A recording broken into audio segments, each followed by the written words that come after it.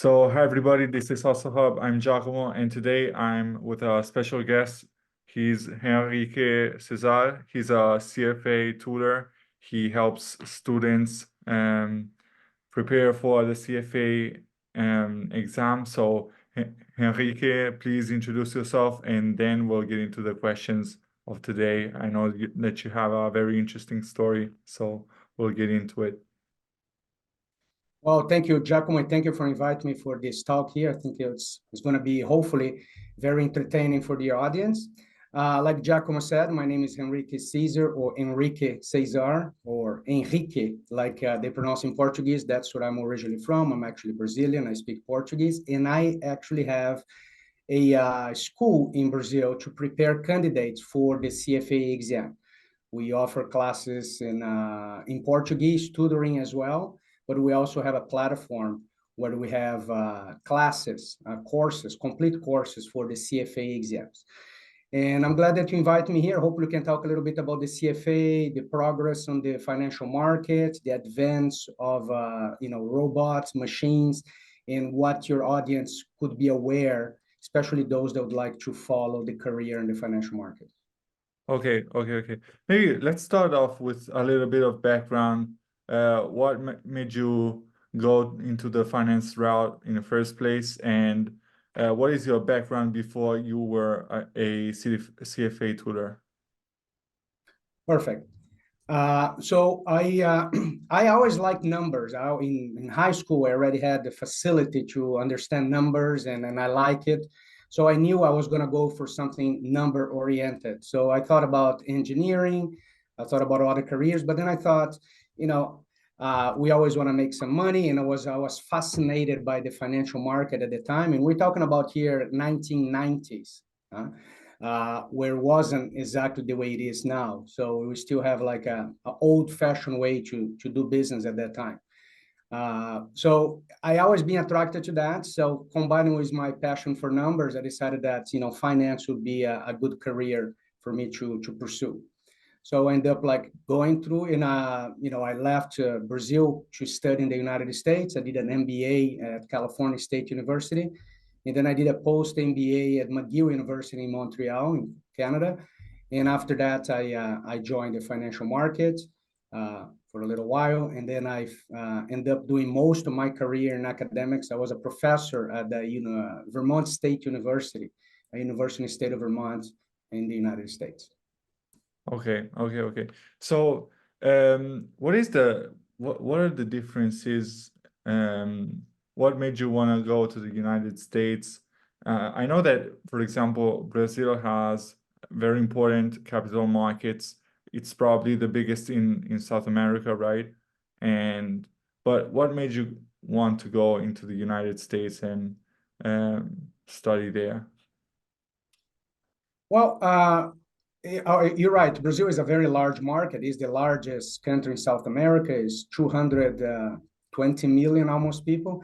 A lot of people don't know, but Portuguese is the most spoken language in South America just because of the size of Brazil. So yeah, you're right. It's a large financial market. I could actually had a career in my home country, but I did with a lot of colleagues of us from China, from India, and other countries do. We go to study in the United States because we know it's, or at least when I went there, was the most efficient financial market in the world. Things were happening in the United States in the financial market. So nothing better than go there and learn from folks that actually work in the financial market in the United States. So that's one of the premise that I follow. Second was the prestige.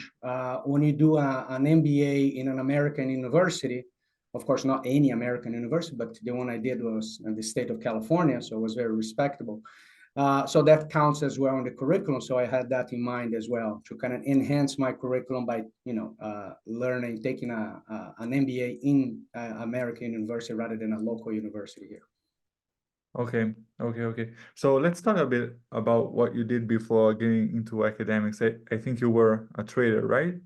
What made you Correct. go down that route and rather than, I don't know, investment banking or something else? And what are the skills that you think made you go into that route that were necessary to work in that field? Because I didn't know better. It was an opportunity. They were recruiting in my university.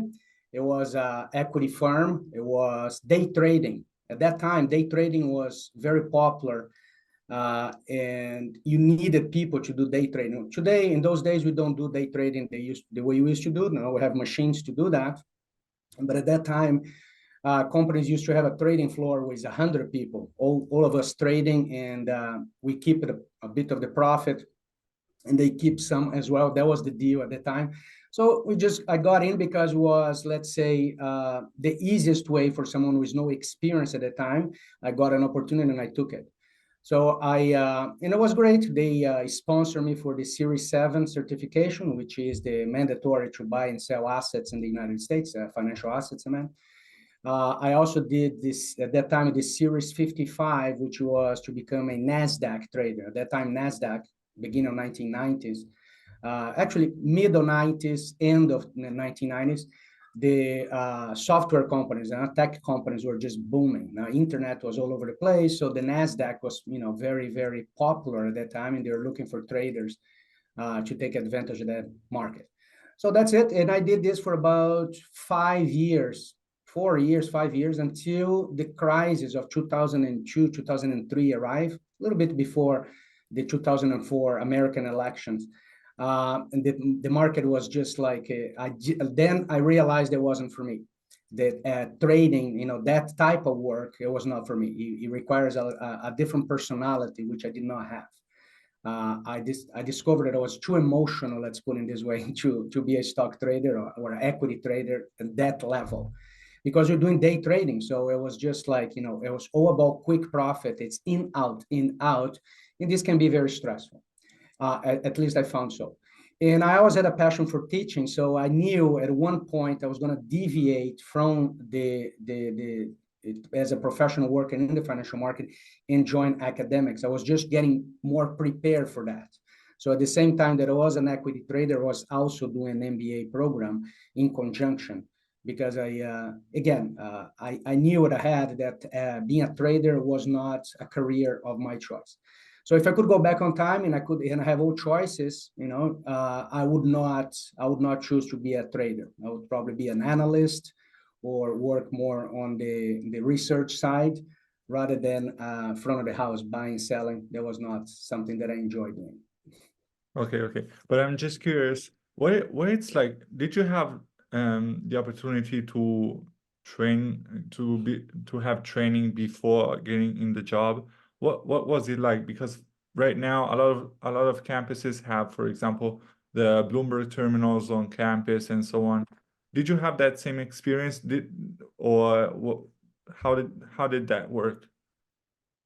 So imagine this: if the university I went, they had a real fund with real money for donations, donors and alumni, etc. So they had real money, so they divided us, if you took a particular class, they divided us in groups, and then we manage a portion of that portfolio the way we wanted. So we learned by doing. That was exactly the same way that company I got hired did. They provide us with the cash, and they give us a daily limit of trading at the beginning, and you could learn by doing. That was pretty much. So they were actually taking the risk of let us learn by doing, by buying, selling in the market without taking any course or anything. We had to be certified Series 7 and Series 55 at the time to be able to negotiate on the New York Stock Exchange and NASDAQ. But other than that, the idea was to learn with the job. That's what my company was doing at that time.